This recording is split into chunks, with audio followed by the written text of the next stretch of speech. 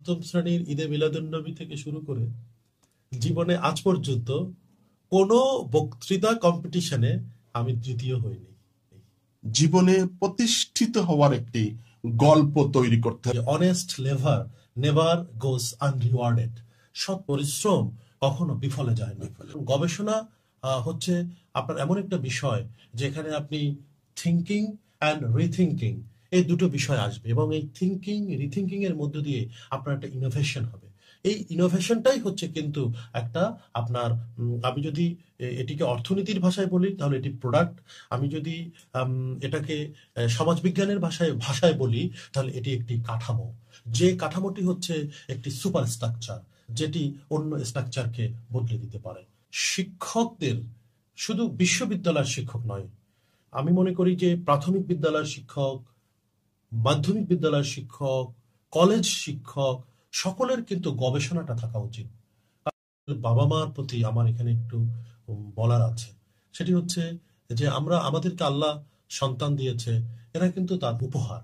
আমরা তাদেরকে ভালো না রেখে নিজেদের জন্য যুদ্ধ করি, নিজেরা এলোমেলো কাজ করি, বাচ্চাদের দূরে সরিয়ে দিই, তখন এই যে এই বাচ্চাগুলো কষ্ট পায়। এবং শিক্ষা প্রতিষ্ঠানগুলোতে কেন শিক্ষার্থীরা যাচ্ছে না? এখন কিন্তু স্যার ঝরে পড়ছে না, এখন এনরোল্ড হচ্ছে, কিন্তু শিক্ষার্থীরা অ্যাবসেন্ট থাকছে। বিসমিল্লাহির রহমানির রহিম। সুপ্রিয় দর্শক শ্রোতা, আসসালামু আলাইকুম ওয়া রাহমাতুল্লাহি ওয়া বারাকাতুহু। এডুকেটরস টেবিল পডকাস্ট অনুষ্ঠানে আপনাদের সকলকে স্বাগত জানাচ্ছি। বন্ধুরা, আজকে এই অনুষ্ঠানে আলোচনা করব কলেজ শিক্ষার উন্নয়ন এবং শিক্ষক শিক্ষার্থীর ভাবনা। এ বিষয়ে আলোচনা করবার জন্য আমার সাথে উপস্থিত আছেন ডক্টর শামীম আহসান, সহযোগী অধ্যাপক রাষ্ট্রবিজ্ঞান এবং সহকারী পরিচালক কলেজ, আঞ্চলিক পরিচালকের কার্যালয়, মাধ্যমিক উচ্চ শিক্ষা, বরিশাল অঞ্চল, বরিশাল। আমি সম্মানিত অতিথিকে অনুষ্ঠানে স্বাগত জানাচ্ছি। অসংখ্য ধন্যবাদ যারা আমাদের এই আয়োজনে সঙ্গে রয়েছেন, আমাদের শুনছেন এবং দেখছেন, এবং সম্মানিত সঞ্চালক মহোদয়কে আমাকে এই আয়োজনে আমন্ত্রণ জানানোর জন্য ধন্যবাদ জ্ঞাপন করছি। ধন্যবাদ স্যার। আমরা ইতিমধ্যেই আজকের বিষয় জানলাম এবং আলোচকের পরিচয় সম্পর্কে জানলাম। দর্শক শ্রোতা বন্ধুরা, আলোচক সম্পর্কে একটু না বললেই নয়। তিনি শুধু যে একজন প্রশাসনের কর্মকর্তা, সহকারী পরিচালক এমনটি নয়, তিনি একজন আবৃত্তি শিল্পী, একজন শিশু সংগঠক। তিনি কবিতা লিখেন, যাকে বলা হয় কবি, অত্যন্ত চমৎকার আবৃত্তি করেন, যেটি আমি এক কথা বললাম যে আবৃত্তি শিল্পী। শুধু তাই নয়, তিনি বাংলাদেশ বেতার, বরিশাল সহ বরিশাল, খুলনা বিভিন্ন অনুষ্ঠানে তিনি সঞ্চালনা করে থাকেন, আলোচনা করে থাকেন। আমি বলবো যে কর্মজীবনে স্যার একজন সফল ব্যক্তি। আমরা তার কাছ থেকে শুনবো তার জীবনের গল্প, এবং শুনবো যে তিনি যেহেতু কলেজে অধ্যাপনা করেছেন, কলেজ শিক্ষক শিক্ষার্থী কলেজের সার্বিক পরিস্থিতি কিভাবে উন্নয়ন ঘটানো যায়, বা তিনি জীবনে কিভাবে উন্নয়ন ঘটিয়েছেন অন্যান্য ক্ষেত্রে, সব সফলতার কথা আমরা তার কাছ থেকে শুনবো। স্যার, আপনি একজন সহকারী পরিচালক, বিসিএস ক্যাডার, শিক্ষায় বিসিএস। তো এই যে আপনার একটা জীবনের গল্প আপনি নিজে তৈরি করলেন, তার মানে আপনি ছোট্ট ছিলেন, আপনি শিক্ষার্থী ছিলেন, সেই শিক্ষা জীবন থেকে এমন কোন আকর্ষণ ছিল আপনার মনের মধ্যে, আপনার কোন অনুপ্রেরণা ছিল, যে অনুপ্রেরণায় অনুপ্রাণিত হয়ে আপনি আজকে এই পর্যায়ে এসে পৌঁছেছেন? আমাদের শ্রোতা দর্শক বৃন্দের উদ্দেশ্যে এই ব্যাপারটি একটু বুঝিয়ে বলুন। আবারও ধন্যবাদ জানাচ্ছি। এরকম একটি আয়োজন, সেই আয়োজনে আমাকে সম্পৃক্ত করবার কথা আপনি ভেবেছেন। আসলে শুরুতেই আমরা বলে রাখি যে সম্মানিত সঞ্চালক তিনি একজন শিক্ষক, এখন শিক্ষা প্রশাসনে আছেন। আমি একজন শিক্ষক, এখন শিক্ষা প্রশাসনে কাজ করছি। মোটা দাগে আমরা শিক্ষক এই পরিচয় দেই। জন্ম থেকে শিক্ষক হব এরকম কোনো ভাবনা আমার ছিল না। যদিও আমার বাবা একজন শিক্ষক, শিক্ষক পরিবারে আমার জন্ম, শিক্ষক পরিবারের যেই অভ্যাস, যেই সংস্কৃতি, যেই বেড়ে ওঠা, যেই কম প্রাপ্তিতে অনেক বেশি সন্তুষ্টি লাভ, পারিবারিক শিক্ষা, পারিবারিক শিক্ষা, সেইটা আমাকে সবসময় টানতো। তবে জীবনের যেই অলিগলিতে যেই তার কাটা বেড়া, সেটি আসলে মনে হতো যে না, এর চেয়ে একটু ভালো থাকা দরকার, এর চেয়ে একটু সুন্দর হওয়া উচিত, জীবন প্রতিষ্ঠিত হওয়া দরকার। তো এরকম ভাবনা মাথার মধ্যে আসে এবং আমি মাত্র 24 বছর 8 মাস বয়সে আমার জীবনের প্রথম যে বিসিএস, অর্থাৎ 25তম বিসিএস, যেটি মানে অবতীর্ণ হই এবং চূড়ান্তভাবে শিক্ষা ক্যারিয়ারে মনোনয়ন পাই। এবং 24 বছর 10 মাস বয়সে আমি চাকরিতে যোগদান করি। সম্ভবত রাব্বুল আলামিন যদি বাঁচিয়ে রাখেন তাহলে অনেকের চেয়ে অনেক বেশি দিন চাকরি করার সুযোগ পাবো। তো এই বিষয়টি তো আছে। আর একটি বিষয় জীবনের মানে নিজের জায়গা থেকে যদি বলি, এটি আমাদের জন্য, আমি জানি যে আমাদের পরিবারের যে সন্তানটি নিজে ফোকাস না, যে ভালো বলতে পারে না, হয়তো পড়ালেখাও ছোটবেলা থেকে অতটা ভালো না, আমাদের আজকের সমাজে আগেও ছিল, তবে এখন কেন জানি তীব্রভাবে প্রতিযোগিতায় ছিটকে পড়ছে সেই সন্তানটি। তো সেরকম একটি সমস্যা আমারও ছিল। আমি হয়তো অনেক কিছু কোপ আপ করতে পারতাম না, অথবা পড়ালেখায় ততটা ভালো ছিলাম না। যেমন ছোটবেলায় আসলে ধরতে পারতাম না পড়াশোনাটা কিভাবে প্রশ্ন আসে, কিভাবে উত্তর দেয়। এই জায়গাগুলো আমার কাছে কেমন যেন একটা অন্ধকারের মতো লাগতো। এরপরে আস্তে আস্তে করে যখন বড় হতে থাকলাম, পড়াশোনাটাও নিজের কাছে ভালো লাগতে থাকলো। কিন্তু এই যে বলা, এই যে মানুষের সামনে কথা বলা, একজন শিক্ষকের যে কথা বলা, এই জায়গাটি আমাকে সমৃদ্ধ করেছে একটি ঘটনা। সেটি মনে হয় একটু শেয়ার করতে যে যে স্যার, আমরা আপনার ঘটনা শুনবো। আপনি এই পর্যন্ত যেটুকু বললেন, আমার সুপ্রিয় শ্রোতা দর্শক বৃন্দ, শ্রোতা দর্শকের মধ্যে রয়েছে শিক্ষার্থী, আছেন সম্মানিত অভিভাবক, সম্মানিত শিক্ষক শিক্ষিকা, সেটি যে কোনো পর্যায়ের সাধারণ আমার জনতা, যারা আমার ভাই বোনেরা, আমার সমাজের সর্বস্তরের মানুষ আপনারা রয়েছেন। আপনারা লক্ষ্য করেছেন স্যার কথা বলবার সময় বিভিন্ন কথা বললেন, তার মধ্যে একটি শব্দ আমি গ্রহণ করেছি, সেটি হলো জীবনে প্রতিষ্ঠিত হওয়ার একটি গল্প তৈরি করতে হবে, একটি অদম্য স্পৃহা, একটি কি বলবো যে ছোঁয়া যায় না কিন্তু উপলব্ধিতে আনা যায়, এমন একটি চিন্তা স্যারের মাথায় ছোট্ট সময় থেকে ছিল যে আমাকে প্রতিষ্ঠিত হতে হবে, সমাজে যেভাবেই হোক আমাকে এগিয়ে যেতে হবে। এবং এই গল্প থেকেই, এই চিন্তা থেকেই নিজের এমন একটি সমৃদ্ধ, নিজকে এমন একটি সমৃদ্ধ বা সফলতার পর্যায়ে নিয়ে আসা। স্যার, এর সাথে আপনার গল্পটি শুনবো, সেই গল্পটির সাথে আমি আরেকটি প্রশ্ন করতে চাই। আপনি 25তম বিসিএস এ সফলতার গল্পটি আপনি নিজে লিখেছেন, তো এইখানে তো থেমে যেতে পারতেন, আপনি কেন আবার ডক্টরেট ডিগ্রি অর্জনে নিজকে আবার নিয়োজিত করলেন স্যার? আপনার আগের যে গল্পটা বলতে চেয়েছিলেন সেই গল্পের সাথে ডক্টরেট ডিগ্রি অর্জনের গল্পটা আমরা শুনতে চাই স্যার। আচ্ছা স্যার, এটি আসলে কি, মানে এটি হচ্ছে শুরু আর পরিণত হওয়ার দুটো গল্প এক করতে হবে। যেমন প্রথমটি হচ্ছে আমার 7ম শ্রেণীর গল্প, পরেরটি হচ্ছে আমার প্রতিষ্ঠিত হবার পরে ইন সার্ভিস লাইফের হচ্ছে গল্প।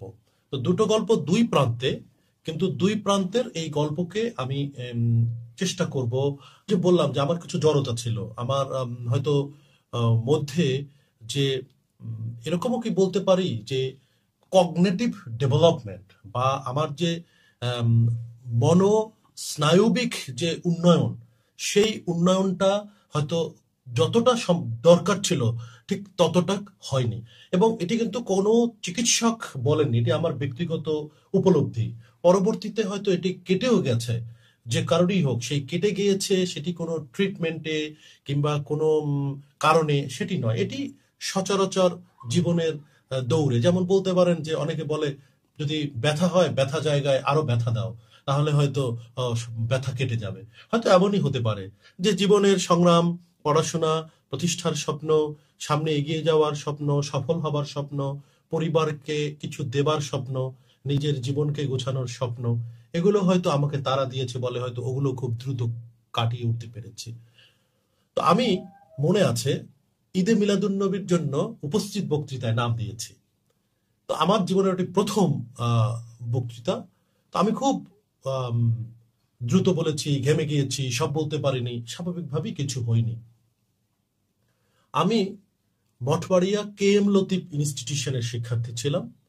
ওটি অনেক নামি দামি একটি প্রতিষ্ঠান ছিল, হয়তো এখনো আছে। তো না পারার কারণে আমি যখন বাসায় ফিরলাম, তো আমার এক ভাই বললেন যে ওইগুলো তোরে দিয়ে হবে না। তো যখন এটি বললো তখন আমার আসলে কষ্ট পেয়েছি আমি। তো আমি তো আর কিছু বলতে পারিনি, কিন্তু মহান রাব্বুল আলামিনের কাছে শুকরিয়া আদায় করছি, লক্ষ কোটি শুকরিয়া, যে তার পরের বছর সপ্তম শ্রেণীর ঈদে মিলাদুন্নবী থেকে শুরু করে জীবনে আজ পর্যন্ত কোনো বক্তৃতা কম্পিটিশনে আমি দ্বিতীয় হইনি। আমি প্রত্যেকবার সফলভাবে প্রথম হয়েছি, এবং যিনি দ্বিতীয় হয়েছেন তার চেয়ে অনেক বেশি দূরত্ব রেখে প্রথম হয়েছে। এটি খুবই আপনার কাছে মনে হতে পারে যে এটি আসলে খুব সাদামাটা একটা প্রাপ্তি হতে পারে, কিন্তু দেখেন এটি আমি এভাবে ভাবি, এটি আমাকে এখন এভাবেই অনুপ্রেরণা দেয় যে হয়তো সেই সময় আমার একটি উদগ্র বাসনা ছিল, আমার মধ্যে হয়তো জয়কে ছিনিয়ে নেওয়ার একটা সাধনা মনের মধ্যে রপ্ত করেছি যে পরের বার আমাকে পেতেই হবে। তাহলে ওই যে একটি ইংরেজিতে একটি বাক্য আছে, failure is the pillar of success, এটাই তো তাহলে আপনার জীবনের সাথে মিলে গেল স্যার। মিলে গেল। আরেকটি বক্তব্য আছে যে অনেস্ট লেভার নেভার গোস আনরিওয়ার্ডেড, সৎ পরিশ্রম কখনো বিফলে যায় না। হয়তো এই যিনি পরিশ্রম করেন তিনি কিন্তু এত মেপে, এত সূত্র মেপে, এত কিছু মাপঝোপ করে তিনি কিন্তু করেন না, তবে তার নিত্যদিনের চিন্তা, তার অর্জন, তার চলা, তার কর্ম, তার একা একা পরিকল্পনা, সেটি কিন্তু আসলে একটি ছক হয়ে যায়। এরকম হয়তো অগোচরে ভাবনায় এসেছে। আর পিএইচডি করার ব্যাপারটি একটু ভিন্নধর্মী হলেও আমার একটি স্বপ্ন ছিল যে আসলে শিক্ষায় যেহেতু এসেছি, সত্যিকার অর্থে শিক্ষাকে ভালোবেসে বা শিক্ষার প্রেমে পড়ে আমি শিক্ষক হইনি, যেটি সাদামাটা কথা, কিন্তু শিক্ষার সঙ্গে থাকতে থাকতে, শিক্ষার্থীদেরকে ভালোবাসতে বাসতে এখন মনে হয় যে শিক্ষক হওয়াটা একটা বড় অর্জন, একটি সম্মান, একটি স্রষ্টার সবচেয়ে বড় গিফট। এটি যিনি শিক্ষক হন তিনিই বুঝতে পারেন যে আসলে এটি অন্য পেশার সাথে মিলানো যায় না। এই বিষয়ে যদি আপনি বলেন বলবো, পিএইচডি করাটা হচ্ছে আসলে যে পড়াশোনা, যেমন আমি ইনস্টিটিউট অফ বাংলাদেশ স্টাডিজ থেকে পিএইচডি করেছি। এটি বাংলাদেশের একটি apex institution in a sense of a research. তো নিঃসন্দেহে এই প্রতিষ্ঠানে প্রথমে আমরা পরীক্ষা দিয়েছি বিভিন্ন ক্যাডারের, বিশ্ববিদ্যালয়ের, সেই পরীক্ষাগুলো দিয়ে সেখানে এমফিল এবং পিএইচডিতে মনোনীত করেছে আমাদের, সেখান থেকে আমরা পিএইচডি করেছি, এবং এই প্রতিষ্ঠানটিতে কাজ করে আমরা গবেষণা নিয়ে শিখেছি। এবং শিক্ষকদের শুধু বিশ্ববিদ্যালয়ের শিক্ষক নয়, আমি মনে করি যে প্রাথমিক বিদ্যালয়ের শিক্ষক, মাধ্যমিক বিদ্যালয়ের শিক্ষক, কলেজ শিক্ষক, সকলের কিন্তু গবেষণাটা থাকা উচিত। কারণ গবেষণা হচ্ছে আপনার এমন একটা বিষয় যেখানে আপনি থিঙ্কিং অ্যান্ড রিথিঙ্কিং, এই দুটো বিষয় আসবে, এবং এই থিঙ্কিং রিথিঙ্কিং এর মধ্য দিয়ে আপনার একটা ইনোভেশন হবে। এই ইনোভেশনটাই হচ্ছে কিন্তু একটা আপনার, আমি যদি এটিকে অর্থনীতির ভাষায় বলি তাহলে এটি প্রোডাক্ট, আমি যদি এটাকে সমাজবিজ্ঞানের ভাষায় বলি তাহলে এটি একটি কাঠামো, যে কাঠামোটি হচ্ছে একটি সুপার স্ট্রাকচার, যেটি অন্য স্ট্রাকচারকে বদলে দিতে পারে। তো সেখানে কাজ করেছি, এবং আমি 2017 সালে পিএইচডি ডিগ্রি লাভ করেছি, এবং সেটিও মাত্র 35 বছর বয়সের মধ্যে আমি পিএইচডি ডিগ্রি লাভ করেছি। স্যার অনেক ধন্যবাদ স্যার। জীবনের সাথে সম্পর্কিত অনেক গল্প শুনলাম, না পাওয়া থেকে প্রাপ্তির সফলতা চূড়ান্ত পর্যায়ে, সেটিও আমরা জানলাম স্যারের আলোচনার মধ্য দিয়ে। আপনার লেভেলের কথা বললেন, সেখান থেকে এই পর্যায়ে এসে পৌঁছেছেন, আলহামদুলিল্লাহ। তো স্যার, আমি এর সাথে একটু সম্পর্কিত করতে চাই শিক্ষার্থীর সাথে। আপনার যে শিক্ষা জীবনের একটা অপ্রাপ্তি ছিল, আপনি এমন কোন শিক্ষার্থীকে কি স্যার আপনি গড়েছেন আপনার জীবনে এই দীর্ঘ শিক্ষকতার পথ চলায়, যে যারা একটু পিছিয়ে আছে, চিন্তন দক্ষতা একটু পিছিয়ে থাকে, তাদেরকে কি ধরনের আপনি সহযোগিতা করে আপনি এগিয়ে নিয়েছেন? এরকম কোন ঘটনা কি আপনার মনে পড়ে কোন শিক্ষার্থীর ব্যাপারে স্যার? আসলে কি, আপনার বিশেষ করে প্রাথমিক বিদ্যালয় এবং আমি মনে করি সবচেয়ে বেশি সুযোগ হচ্ছে মাধ্যমিক বিদ্যালয়। এই রেয়ারিং, কেয়ারিং এবং তাদের মানে বুস্টারিং করে অনেক সময় দেওয়ার। তো আমরা যেহেতু সরকারি কলেজে যোগদান করি, সেখানে উচ্চ মাধ্যমিক পর্যায়ে মাত্র 2 বছর থাকে, আবার অল্প সময়। আমি অনার্স মাস্টার্স কলেজে চাকরি করার সুবাদে একটু লম্বা সময় শিক্ষার্থীদের পেয়েছি। তো আমাদের দেশে যেহেতু অনার্স লেভেলে, মাস্টার্স লেভেলে শিক্ষার্থীরা ততটা রেগুলার না, সেই কারণে তাদেরকে বেশি সময় দিয়ে কাছে টেনে নেওয়ার একটু সুযোগ কম থাকে। তারপরেও আমি যেটা বলবো, যে আমি প্রত্যক্ষভাবে যদি সেই আগের অনেক ঘটনার কথা বলি, সেই সময় শিক্ষকরা যেভাবে করেছেন, সেটি যদি সেরকম না পারলেও আমার শিক্ষার্থী যারা ভালো করেছে, তাদের একজন শেরেবাংলা মেডিকেল কলেজে পড়াশোনা করছে 4th ইয়ারে। ওর কিছু সমস্যা ছিল, পারিবারিক সমস্যার জন্য সে বাবার কাছ থেকে সাহায্য পায়নি। বাবা মা দুজনই আছেন। তারপরে ওর ফর্ম ফিল আপ, তারপরে ভর্তি পরীক্ষায় দেওয়ার পরে সেক্ষেত্রে কিছুটা সাহায্য ছিল। তারপরে যখন সে ভর্তির সুযোগ পেল, চান্স পেল, তারপরে কলেজ থেকে এবং তো আমার ব্যক্তিগত জায়গা থেকে তাকে সহযোগিতা করেছে এবং বলেছি, অভয় দিয়েছি যে তোমার সমস্যা হবে না। এখনো মাঝে মাঝে দেখা হয়। এখন সেই মেয়েটি হয়তো কিছুটা মানে সচ্ছল হয়েছে, কিন্তু তারপরও যখন ও রাস্তার পাশে দেখি ও চলে আসে, যখন দাঁড়াই, তখন আনমনে আমার একটু মানে চোখের কোণে একটু কেমন জানি ভিজে যায়। এই কারণে যে আমি ভাবি যে আসলে আমাদের বাবা মার প্রতি আমার এখানে একটু বলার আছে। সেটি হচ্ছে যে আমাদেরকে আল্লাহ সন্তান দিয়েছে, এরা কিন্তু তার উপহার। আমরা তাদেরকে ভালো না রেখে নিজেদের জন্য যুদ্ধ করি, নিজেরা এলোমেলো কাজ করি, বাচ্চাদের দূরে সরিয়ে দিই। তখন এই যে এই বাচ্চাগুলো কষ্ট পায়। এবং আমি তখন ভাবি, ওকে দেখে মাঝে মাঝে ভাবি যে একদিন দেখা হলো, পরে বললাম রমজান মাসে ইফতারি করেছ? স্যার করেছে। দেখি মুখটা শুকনো। তখন আমি পাশে দাঁড়ানো যে শরবতওয়ালা, সেখান থেকে আমি ওকে একটু মানে শরবত খাওয়ালাম এবং ভাবলাম যে এই মেয়ে, এটি তো আমারও মেয়ে হতে পারতো। এই মেয়েটি কে পেয়ে কত বাবা মা দেখেন লক্ষ লক্ষ টাকা ব্যয় করে প্রাইভেট মেডিকেল কলেজে পড়াচ্ছে, আর এই মেয়েটি এত মেধাবী, সে চান্স পেয়ে গেল, অথচ ওকে রেয়ারিং কেয়ারিং করছে না ওর বাবা, বিশেষ করে ওর বাবা। তো তখন আমার মনে হলো যে আমাদের আরো একটু সচেতন হওয়া উচিত। আরেকটি মেয়ে, ও ঢাকা বিশ্ববিদ্যালয়ে সংস্কৃত থেকে পড়েছে। আসলে কি, সত্যিকার অর্থে বলতে হয় যে দান নীরবে রাখতে হয়। দান এভাবে বললে খাটো হয়ে যায়। কিন্তু আমি কি করেছি সেটি হয়তো ও যার জন্য করেছি, সেই মেয়েটি যে নাম বলছি না, ঢাকা বিশ্ববিদ্যালয়ে মাস্টার্স করেছে, মানবিক বিভাগের একজন শিক্ষার্থী।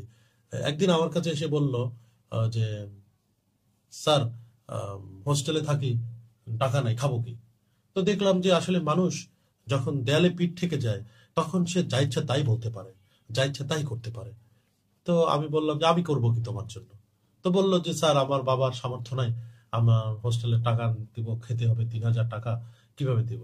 তো তখন আমি আরেকজন আমার ম্যাডাম ছিলেন এবং আমি, এই দুজন মিলে ওর মাসের খাবারের টাকাটা আমরা ব্যবস্থা করেছি, যে যাতে ওর খাবারের সমস্যা না হয়। স্যারের কাছ থেকে শুনছিলাম তার জীবনের গল্প। গল্পটা ছিল এমন যে শিক্ষার্থী কেন্দ্রিক গল্প। কিভাবে শিক্ষার্থীদেরকে তিনি কাছে টেনেছেন তাদের উন্নয়নের জন্য, কিভাবে তিনি নানানভাবে সহযোগিতা করেছেন। এই দিক বিবেচনায় আমি যদি বলি যে স্যার একজন মানবিক শিক্ষক। আমার সমাজ কি চায় এমন মানবিক শিক্ষক চায়, আমার রাষ্ট্র কি চায় এমন মানবিক শিক্ষক চায়। আমি এই অনুষ্ঠানের মাধ্যমে স্যারকে স্যালুট জানাই। আপনাকেও ধন্যবাদ।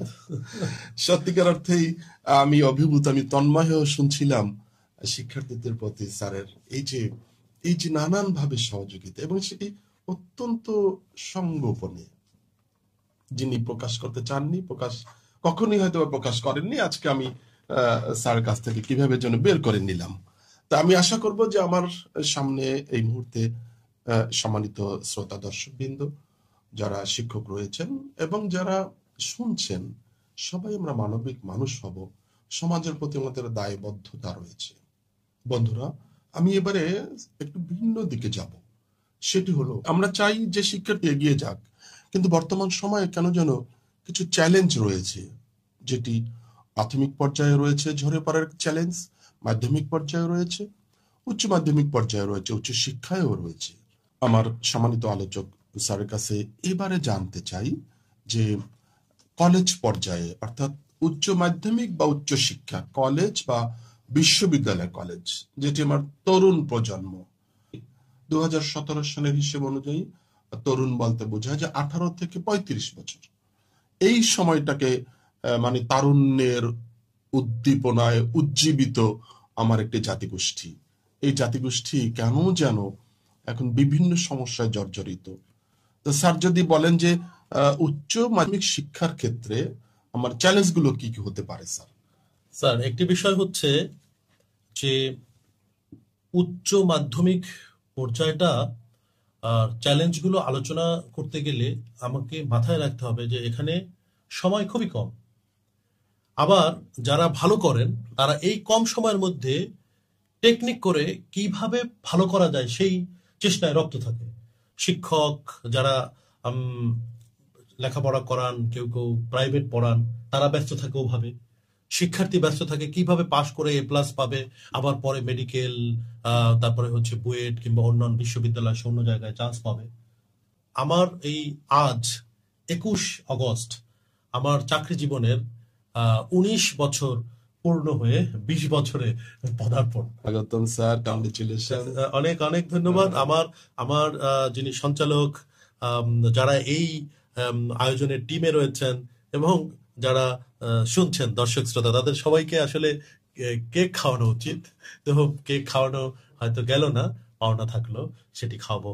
যে কথা আপনি বলেছেন, প্রথম চ্যালেঞ্জ আমার কাছে মনে হয় মানে উচ্চ মাধ্যমিক পর্যায়ে সবচেয়ে বড় চ্যালেঞ্জ হচ্ছে শিক্ষার্থীরা শিক্ষা প্রতিষ্ঠানে অনুপস্থিত। এটি হচ্ছে মোটা দাগে বড় চ্যালেঞ্জ। যে একদম ভালো স্টুডেন্ট, যে মাঝারি স্টুডেন্ট, যে একটু পিছিয়ে পড়া শিক্ষার্থী, কেউই শিক্ষা প্রতিষ্ঠানে যেতে চাচ্ছে না। তাহলে এটি হচ্ছে একটি বড় সমস্যা। তাহলে প্রশ্ন হচ্ছে, কেন এত এত শিক্ষার্থীরা এই শিক্ষা প্রতিষ্ঠানে যেতে চাচ্ছে না? তাহলে শিক্ষা প্রতিষ্ঠানে নিশ্চয়ই আমার কাছে মনে হয় যে তাদের যে প্রত্যাশা, সেই প্রত্যাশাটা হয়তো সঠিক নয়। সেই প্রত্যাশার কারণে সেই প্রতিষ্ঠানগুলো মেটাতে পারছে না। প্রতিষ্ঠানগুলো চাচ্ছে একরকম, স্টুডেন্টরা চাচ্ছে আর এক রকম। অথবা এটার ভিন্ন হতে পারে, শিক্ষার্থীরা যেটা চাচ্ছে সেটা ভালো চাচ্ছে, কাঙ্ক্ষিত চাচ্ছে। আমরা শিক্ষা প্রতিষ্ঠানের শিক্ষক, শিক্ষা প্রশাসক, শিক্ষার অবকাঠামো, সামগ্রিকভাবে এর সাথে জড়িত যারা আছি, তারা যেটা চাচ্ছে শিক্ষার্থীরা, তাদের সেই কাঙ্ক্ষিত মানের বিষয়টি উপহার দিতে পারছি না। যেটাকে আপনি বলবেন কোয়ালিটি এডুকেশন, যেটাকে আপনি বলবেন ক্রিয়েটিভ এডুকেশন, যেটাকে আপনি বলবেন জব ওরিয়েন্টেড এডুকেশন, সেটা আমরা দিতে পারছি না। সংযোজন স্যার, ওই যে অ্যাক্টিভ লার্নিং, ইয়েস, সেটিও আমরা পাচ্ছি না। আর একটি বিষয় হচ্ছে, ধরেন নটরডেম কলেজে শিক্ষার্থী ভর্তির জন্য পাগল হয়ে যায়। নটরডেম কলেজে ভর্তির পর ফেসবুকে এমনভাবে পোস্ট দেওয়া হয় যাতে বাবা মা অনেক আনন্দিত এবং মনে হচ্ছে এটি একটি বড় সফলতা। কিন্তু ওখানে কিন্তু নিয়মিত ক্লাস করতে হয়। ওখানে কিন্তু স্যাররা পড়ান, বাইরে প্রাইভেট পড়ার সুযোগ নেই, ওখানে কিন্তু একেবারে স্কুলের মতো রেগুলার যেতে হয়।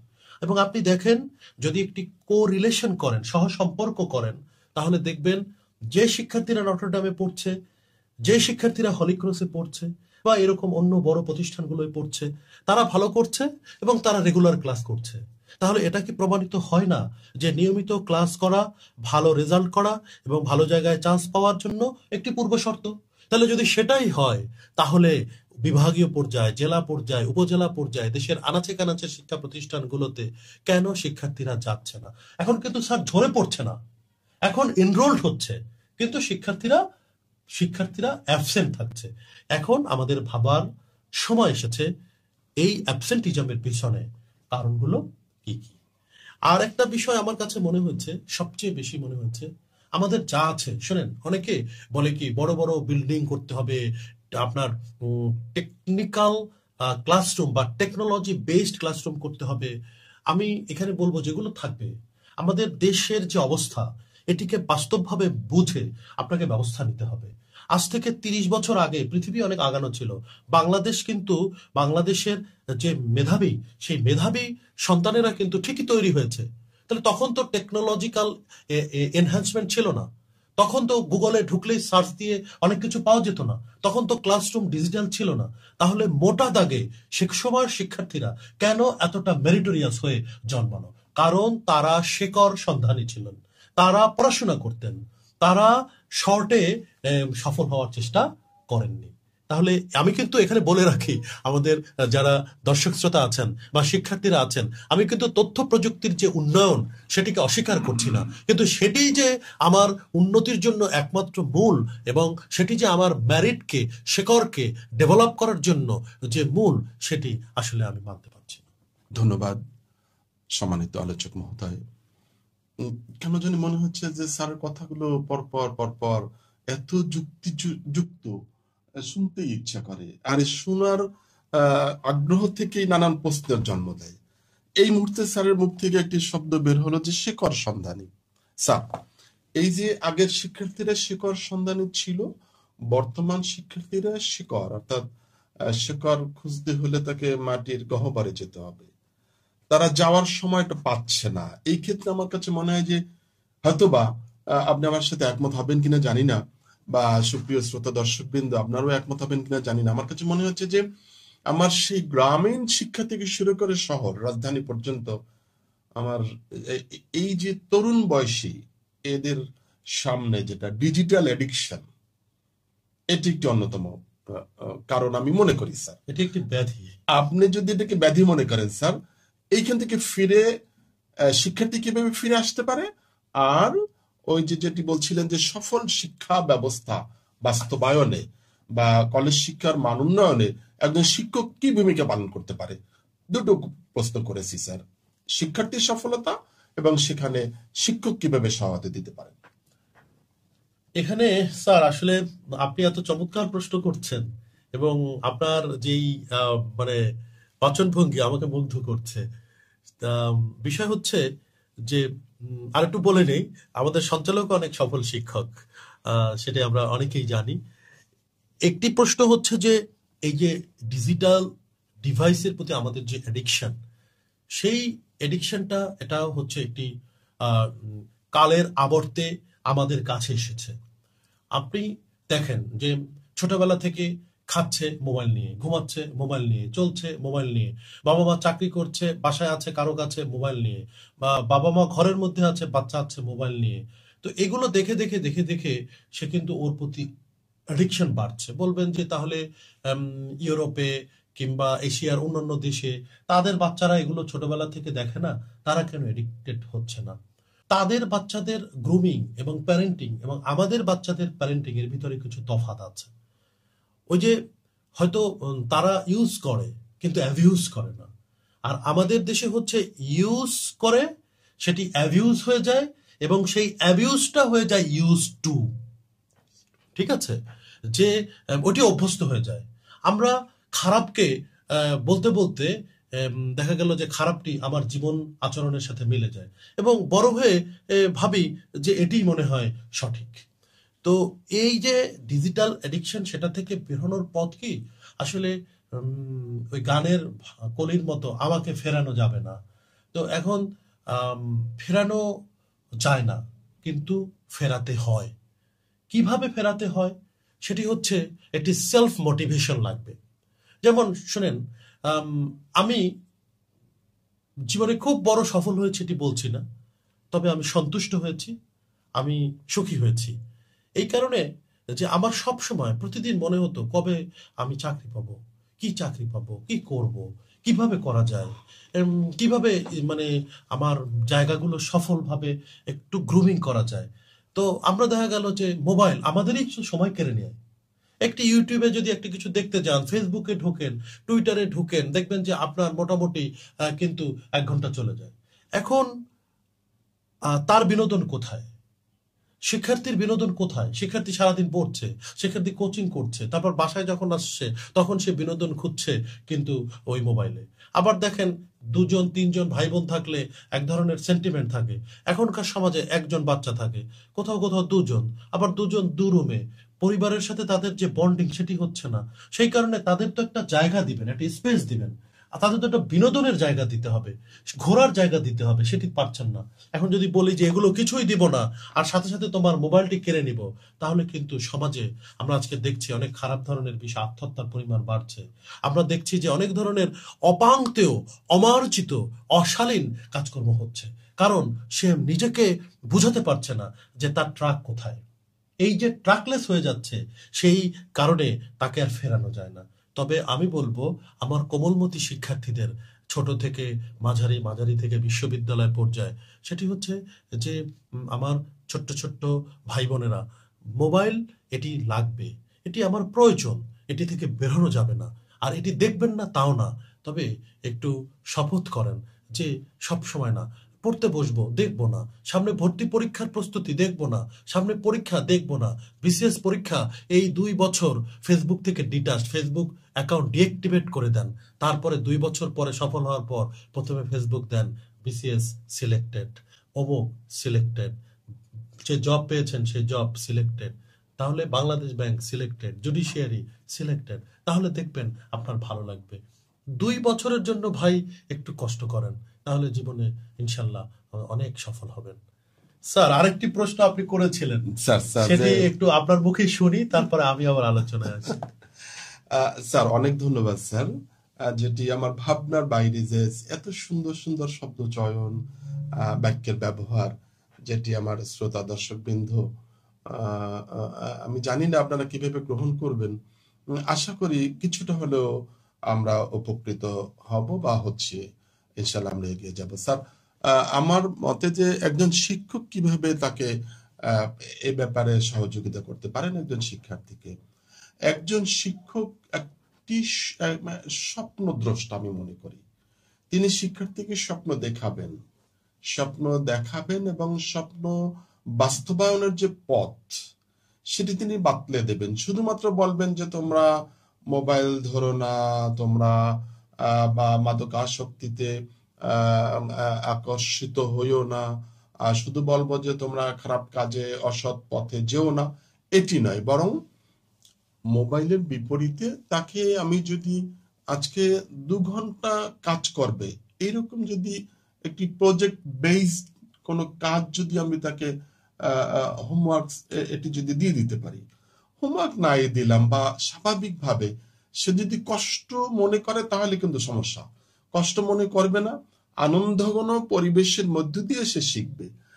ইংরেজি এবং বিজ্ঞান, এই 3টাকে আমরা যদি খুব সহজভাবে শিক্ষার্থীর সামনে উপস্থাপন করতে পারি, যদি স্যার বলেছেন যে শিক্ষার্থীরা তো শ্রেণীতে আসে না, এই যে আসে না, যে তাকে আগ্রহ সৃষ্টি করানোর মতো উপকরণ, শিক্ষা আমি শ্রেণীতে যদি দেই, স্মার্ট ক্লাসরুমের মধ্য দিয়ে যদি আমি আজকে আকর্ষণ করতে পারি, সে আকর্ষণে কিন্তু আগামীকালকে সে চলে আসবে।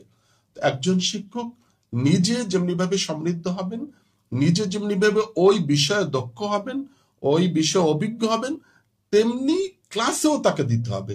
শুধু আমি জানি আমি ক্লাসে দিলাম না, আমি বিভিন্ন ভাবে চাইলাম যে আমার বাসায় আসুক, আমি এটা করব, একেবারেই খুব সবিনয়ে আমার শ্রদ্ধা শিক্ষক বৃন্দ, আপনারা মনে কিছু নেবেন না, কষ্ট নেবেন না যারা শুনছেন, যে বরং সফল শিক্ষক তিনিই যিনি ক্লাসে দেন। আপনি ক্লাসে যখনই দিবেন তখনই শিক্ষার্থীরা বা সম্মানিত অভিভাবক বৃন্দ আপনার সুনাম করবে। আর এই একজন শিক্ষক সুনামের সাথে থাকা, এটি শিক্ষকতা জীবনের পরম পাওয়া। এই বিষয়গুলো শিক্ষার্থীর প্রতি আন্তরিক হওয়া, তাকে কাছে টেনে নেয়া, তাকে সৎ উপদেশ দেয়া, শুধু নেতিবাচক কথাগুলোই তার সামনে উপস্থাপন না করা, পাশাপাশি তার করণীয় সম্পর্কে জীবন ঘনিষ্ঠ যে বিষয়গুলো রয়েছে সেগুলো যাতে সে বাস্তবায়ন করতে পারে, সে পথগুলো বাতলে দিতে হবে। এটি একজন সফল শিক্ষকের কাজ বলে আমি মনে করি। স্যার, আমি আপনার স্যার এই যে কথার সূত্র ধরে আমি একটি উদাহরণ দিতে চাই। সেটি হচ্ছে 2018 সালে কলেজ এডুকেশন ডেভেলপমেন্ট প্রজেক্টের CDP এর আন্ডারে নটিংহাম ইউনিভার্সিটি মালয়েশিয়া ক্যাম্পাসে মাস্টার্স অফ এডুকেশন কোর্সের জন্য অনেকের সাথে আমিও মনোনীত হই। আমি নটিংহাম ইউনিভার্সিটিতে মাস্টার্স অফ এডুকেশন MA কোর্সে ওখানে যাই। যাবার পরে আমি অবাক হলাম, ওখানে আমার টিউটর অনেক ছিলেন, তার ভিতরে আমার গ্রুপ ভিত্তিক টিউটর ছিলেন ডক্টর ফাতিমা থাম্বি। তো তিনি একজন এডুকেশনিস্ট, একজন মুসলিম মালয়েশিয়ান টিচার। তো উনি কথা বলতে বলতে বললেন যে, দেখো আমি শিক্ষক হয়েছি, রাব্বুল আলামিন আমাকে শিক্ষক বানিয়েছেন, কারণ আমি কিন্তু এই ইলম বা জ্ঞান দান করে পরকালের জন্য একটি ভালো ঠিকানা বানানোর চেষ্টা করছি। মাশাআল্লাহ মাশাআল্লাহ, তার কনসেপ্ট। হ্যাঁ, আল্লাহু আকবার। তখন তিনি বললেন, আপনাদের কি আমি সঠিকভাবে শিক্ষা দিতে পারছি? আপনারা যদি আমি ভুল করে থাকি আমাকে ক্ষমা করবেন। আমি যদি আপনাদের সময়ের মধ্যে ফাঁকি দিয়ে থাকি তাহলে আমাকে ক্ষমা করবেন। আর আমি কসম করে বলছি, আমি হয়তো সবকিছু জানি না, তবে যেটুকু জানি সেটুকু আমি আপনাদের জানাতে কার্পণ্য করিনি। আমি আল্লাহর কসম দিয়ে বললাম। এবং এটা বলার পর তার চোখ থেকে পানি চলে আসলো এবং আমরাও কিছুটা আবেগাপ্লুত হলাম। এই যে একজন শিক্ষক হিসেবে দেখেন, একজন শিক্ষক, আজকে তো আমরা কলেজ শিক্ষা নিয়ে কথা বলছি, আমি তো শিক্ষার্থীদের বিচার করবার আগে শিক্ষকদের বিচার করব। মানে আমি একজন শিক্ষক হিসেবে আমার বিচার করতে চাই। এই যে ধরেন, আমরা কি নিজেদের কাছে প্রশ্ন করতে পারি, ধরেন কোন শিক্ষকের কথা, একজন সবচেয়ে বড় ব্যবসায়ী শিক্ষক, আমি এভাবে বলছি, কিছু মনে নেবেন না, একজন ব্যবসায়ী শিক্ষক, অর্থাৎ যিনি শিক্ষক পরিচয়ে পরিচিত কিন্তু যিনি তার কোচিং, বাণিজ্য, টিউশনি থেকে অনেক অর্থ উপার্জন করেন। হ্যাঁ, তিনি উপার্জন করেন, তার সেটি যে অনৈতিক আমি বলছি না। শিক্ষার্থীদের হয়তো উপকার হয়, তারা হয়তো পর্যাপ্ত ক্লাস পান না, বছর অনেক দিন ছুটি থাকে, অথবা সেই টেকনিকটি তিনি যদি ক্লাসরুমে না দিয়ে ওই প্রাইভেটে দিয়ে থাকেন, তাহলে কিন্তু ওই যে ডক্টর ফাতিমা থাম্বি যেরকম রাব্বুল আলামিনের কাছে বলেছেন যে আমি আমার দায়িত্ব সঠিকভাবে পালন করতে চেষ্টা করেছি, আপনারা আমাকে ক্ষমা করবেন। তাহলে আপনি কিন্তু আপনার সঠিক দায়িত্ব ঠিকমতো পালন করেননি। আপনি দেখেন, আপনি প্রস্তুতি নিয়ে ক্লাসে আসেননি, আপনি যেটা জানতেন সেটা জানাননি, আপনি প্রাইভেটের জন্য রেখে দিয়েছেন, আপনি যেটা একদিনে শেখাতে পারতেন সেটি 3 দিনে শিখিয়েছেন। এই মানসিকতা যদি কারো মধ্যে থেকে থাকে, আমি বললাম যে এই শিক্ষকতা এটি একটি পেশা নয়। This is not a profession, this is more than profession, this is a full of passion. এবং আপনি এই যে বেহেশতি কাজ এই পৃথিবীতে করছেন, সেই ইলম জ্ঞান বিতরণ করছেন, সেই জ্ঞান বিতরণ করতে গিয়ে জ্ঞান তো বিতরণ করছেনই না, বরং আপনার জন্য পরকালের জন্য একটি চরম আযাবের কিন্তু বিষয় আপনি প্রতিদিন নিচ্ছেন। তো আমি একজন শিক্ষক হিসাবে বলবো যে আমরা আমাদের এই জায়গা থেকে একটু সর্বোচ্চটা দেওয়ার চেষ্টা করি, তাহলে আমার মনে হয় শিক্ষকরা সফলভাবে শিক্ষার্থীদের পড়াতে পারবেন। আর স্যার, অনেক তো বলবার আছে, বলে শেষ হবে না। একটি যদি ভাবি যে আজকের আমার সন্তানটির জন্য আমার যে মায়া, আমার যে 24/7, অর্থাৎ 7 দিনের 24 ঘন্টা আমি যে আমার সন্তানটিকে নিয়ে, আমার সন্তানদেরকে নিয়ে প্রতিনিয়ত ভাবি ও কি করবে, ও কোথায় যাবে, কিভাবে সফল হবে, এরকম কি আপনি একটু বলেন আপনার শিক্ষার্থীদের জন্য ভাবতে পেরেছেন? আমি খুব বেশি না পারলেও বুকে হাত দিয়ে বলি অনেকজনের জন্য ভাবতে পেরেছি। তো এরকম যদি আমরা একটু ভাবি যে আমার সন্তানটা কোথায় যাবে, আমার সন্তানটা কি করবে, আর আমার শিক্ষার্থীটা কি করবে, আমার শিক্ষার্থীটা কোথায় যাবে, যদি এটা ভাবতে পারি, শিক্ষার্থী আর সন্তানকে যদি এক জায়গায় নিয়ে আসতে পারি, তাহলে আমার মনে হয় এই যে মোবাইল এডিকশন বলেন, এই যে মাদকাসক্ত বলেন, এই জায়গা থেকে উত্তরণ হবে। কারণ হচ্ছে কি, ঘর পোড়া গরু সিঁদুরে মেঘ দেখলেও ভয় পায়। বাচ্চারা যখন দেখেছে যে তার অধিকার এবং প্রাপ্তি এর মধ্যে বিস্তর ফারাক রয়েছে, তাহলে কে তার অধিকারকে হরণ করলো, তার প্রত্যাশা পূরণে বাধা হয়ে দাঁড়িয়েছিল, সে বিষয়গুলো কিন্তু শিক্ষার্থীরা সহজেই বুঝতে পারে। কাজেই এই জায়গায় যদি আমরা সচেতন হই, মানবিক হই, তাহলে অবশ্যই অবশ্যই শিক্ষার্থী বান্ধব একটি পরিবেশ গড়ে উঠবে। অনেক ধন্যবাদ স্যার। কথা বলতে বলতে স্যার আপনি মালয়েশিয়ার অভিজ্ঞতার কথা বললেন। চমৎকার চমৎকার কথা শুনছি সুপ্রিয় শ্রোতা দর্শক বৃন্দ। এর সাথে আমি স্যারের সাথে একটু যুক্ত করতে চাই। আমার সাথে, আমার জীবনের সাথে বোধহয় আরেকটি স্যার মিলে গেল 2018 সাল। আমি তখন ছিলাম অস্ট্রেলিয়াতে স্যার, 15 দিনের ট্রেনিং এ গিয়েছিলাম স্যার। সেখানে আমাদের একজন প্রশিক্ষক, এই মুহূর্তে নামটা মনে নেই, অনেকদিন আগের কথা তো, একজন ম্যাডাম, রেসপেক্ট করতে হয়, এখনো তাকে শ্রদ্ধার সাথে স্মরণ করি। আর তাকে স্মরণে রেখে আমি যখন শ্রেণীকক্ষে যেতাম তাকে স্মরণে রাখতাম। এই আজকে ওই মুহূর্তে মনে পড়ে গেল যে রাত্র 3টার সময় তার হাজবেন্ড হার্ট অপারেশন হয়েছে, ওপেন হার্ট সার্জারি করেছে। উনি সকাল 9টার সময়, ঠিক 9টা, শার্প 9, জি 9টার সময় উনি উপস্থিত, সকাল 9টার সময় এসে সম্ভবত আমাদের আচরণে ম্যাডাম খুব সন্তুষ্ট ছিলেন। এসেই আমাদের কাছে দোয়া চাইলেন যে আপনারা আমার হাজবেন্ডের জন্য দোয়া করবেন, এমন এমন পরিস্থিতি আমি রেখে আসছি হসপিটালে, আমি এসেছি আপনাদের প্রতি দায়বদ্ধতার কারণে।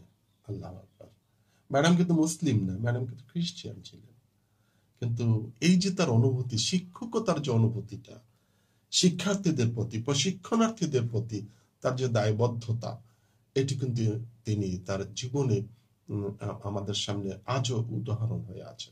তো সম্মানিত শ্রোতা দর্শক বৃন্দ, আপনারা যারা শুনছেন, আপনারা মনে করবেন না যে আমাদেরকে জ্ঞান দিচ্ছে, আমরা জাস্ট জীবন থেকে গল্প আমরা শোনাচ্ছি। আপনারা এটি গ্রহণ করলেও করতে পারেন, গ্রহণ না করলে আমাদেরকে গালি দিবেন না দয়া করে। আমরা আমাদের যে জীবনের অলিতে গলিতে যেই অজানা ছোট ঘটনা ছিল সেগুলো বলবার চেষ্টা করেছি, মানে সেগুলো কাউকে আহত করবার জন্য নয়। তারপরও অগোচরে আহত যদি হয়েই থাকেন, আমাদের ক্ষমা সুন্দর দৃষ্টি। ক্ষমা সুন্দর। অনেক ধন্যবাদ স্যার। স্যার এই যে কথাগুলো বললাম আমরা শিক্ষার্থী কেন্দ্রিক, এই শিক্ষার্থী উন্নয়নের জন্য আরেকটি বিষয় আমার দরকার, সেটি হলো সবকিছু রিসিভ করার জন্য আমার মগজ এটি দরকার। এই দরকারটার জন্য আমার যেটি মানসিক স্বাস্থ্য, মানসিক স্বাস্থ্য উন্নয়নে আমার পরিবার, আমার সমাজ, আমার বয়োজ্যেষ্ঠ, এরা আমাকে কিভাবে, একজন শিক্ষার্থীকে কিভাবে সহায়তা করতে পারে স্যার?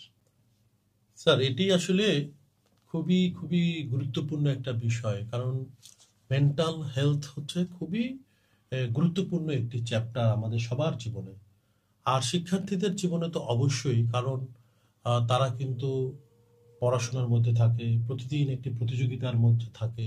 আমাদের দেশের মতো দেশ, এখানে কিন্তু প্রচুর প্রতিযোগিতা থাকে, মানে যতগুলো পদ তার চেয়ে অনেক বেশি পরীক্ষার্থী, কাজেই তাদের প্রতিনিয়ত পরীক্ষার মধ্যেই থাকতে হয়। তো সেই পরীক্ষার মধ্যে থেকে থেকে তাদের একটা মেন্টাল একটা হ্যাজার্ডাস লাইফ তৈরি হয়। এই যে একটা মানসিক পীড়া বা মানসিক অশান্তি তৈরি হয়, সেই মানসিক পীড়া বা অশান্তি তাদের জীবনকে কিন্তু খুবই চাপে ফেলে দেয়। আরেকটি বিষয় হচ্ছে, আমাদের সমাজে একেবারে সকল মানুষ, যে কেউ হয় না, জাস্ট প্রতিবেশী তিনিও, আর বাবা মা তো আছেনই, নিকটাত্মীয় আছেনই, সন্তানদের প্রতি, ছেলে মেয়ের প্রতি প্রচুর প্রত্যাশা করি। ধরেন তাদেরকে আমাদের গল্প শোনাই যে আমি এত কষ্ট করে এখানে এসেছি, তুমি আমাদের সময় এই এই প্রতিকূলতা ছিল, তোমার সময় তো অত কিছু নাই, তুমি যা চাও তাই পাও, তাহলে কেন তুমি পারবে না? আমি আসলে ওই সন্তান বা ওই শিক্ষার্থীদের জায়গা থেকে ভাবছি এরকম যে আসলে তাদের সময়, আমাদের সময় অনেক অবস্টাকল ছিল, আবার ছিল না। তাদের সময় অনেক ধরনের নতুন নতুন কিন্তু থ্রেড তৈরি হয়েছে। এই যে থ্রেড তৈরি হয়েছে, এগুলো তাদের মনোবৈকল্য সৃষ্টি করছে। এই সৃষ্টিটা থেকে মুক্তির জন্য আমি মনে করি এটি আসলে ঘোষণা দিয়ে হবে না, এটি আসলে একটি সামগ্রিক সংস্কৃতির ব্যাপার। যেমন রাষ্ট্রীয়ভাবে প্রতিযোগিতাটাকে একটু ছেঁটে ফেলতে হবে, একটা নির্দিষ্ট পর্যায় পর্যন্ত প্রতিযোগিতা না থাকাই উত্তম। শিক্ষার্থী বান্ধব মানে বিদ্যালয় কিংবা শিক্ষা প্রতিষ্ঠান তৈরি করতে হবে। বাবা মা শিক্ষার্থীদের সাথে বা বাবা মা তাদের সন্তানদের সাথে একটু মিশবে এবং সন্তানদেরকে বুঝতে চেষ্টা করবে সে কি চায় আর কি চায় না। আর একটা বিষয় হচ্ছে, একটি উদাহরণ দিই, যেমন সন্তান মেডিকেলে চান্স পেলেই বলে যে আমি তো খুব শীঘ্রই 5তলা 10তলা বিল্ডিং এর মালিক হব। তখন ওই যে ছেলে বা মেয়েটি মেডিকেলে ভর্তি হলো, তার মধ্যে একটা বাড়তি চাপ তৈরি হয়। তখন সে মানবিক মানুষের চেয়ে সে দানবিক মানুষে পরিণত হয়। সে তখন কিন্তু ডাক্তার হয়ে তার যে কল্যাণ করা উচিত, অর্থাৎ চিকিৎসক আর কল্যাণ, শিক্ষক আর কল্যাণ, এগুলো একেবারে অঙ্গাঙ্গিভাবে জড়িত এবং এগুলো হচ্ছে সেবা। এই সেবার জায়গা থেকে তখন তার উঠে আসতে হয় সকলের চাপের কারণে।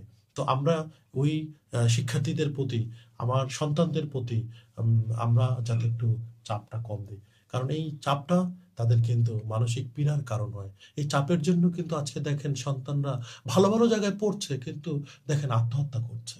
আমরা যদি সকলে, বাবা মা ভালো প্যারেন্টিং করে, শিক্ষার্থীরা এবং শিক্ষকদের মধ্যে যদি একটা সুন্দর সম্পর্ক থাকে, শিক্ষক শিক্ষার্থী এরা যেন বুলিং এর শিকার না হয়, আবার শিক্ষার্থী কর্তৃক শিক্ষার্থী যেন বুলিং এর শিকার না হয়। এদের মধ্যে যেন একটা পিয়ার রিলেশন থাকে, অর্থাৎ একজন আরেকজনের কথা শুনবে, একজন আরেকজনকে বুঝিয়ে দিবে, যে কম বুঝছে তাকে ভালো বোঝার সাথে ট্যাগ করে দিবে। এখন বাবা মা বলে, এই কার সাথে মিশো তুই? বলছে যে ওর রোল কত? বলছে 35। তোমার রোল কত? বলছে 5। বলছে ওর সাথে আর মিশবা না। এই যে 5 আর 35 এর তফাৎ না করে, কারণ 35-এরও 5 হওয়ার সম্ভাবনা আছে, আবার 5-এরও 35 হওয়ার সম্ভাবনা আছে। তো এই কারণে আমি বলি, 1 নম্বরে হচ্ছে শিক্ষার্থীদের মধ্যে পিয়ার রিলেশনটা বা পারস্পরিক যোগাযোগটা বাড়ানো যায়, তাহলে ওই যে বলছিলাম যে স্কুলে কলেজে আসতে চায় না, সেই সংখ্যাটাও কিন্তু কমবে। কারণ বন্ধুর টানে কিন্তু স্কুলে আসবে, কলেজে আসবে, সেটাও একটা ভালো কাজ দেবে। ধন্যবাদ সম্মানিত আলোচক। সুপ্রিয় শ্রোতা দর্শক বৃন্দ, আমরা কি আরো শুনবো? স্যার এত সুন্দরভাবে কথা বলছেন, মনে হয় যেন ঘন্টার পর ঘন্টা শুনলেও শেষ হবে না। তারপরেও সময় স্বল্পতা, আমাদেরকে তো শেষ করতেই হবে। স্যারের কাছে আমি জানতে চাই, এই যে শিক্ষার্থীর কথা বললাম, শিক্ষকের কথা বললাম, সমাজের কথা বললাম, আমার বড় একটি অংশ দেশের উন্নয়নে তারা ভবিষ্যতে অগ্রণী ভূমিকা পালন করবে।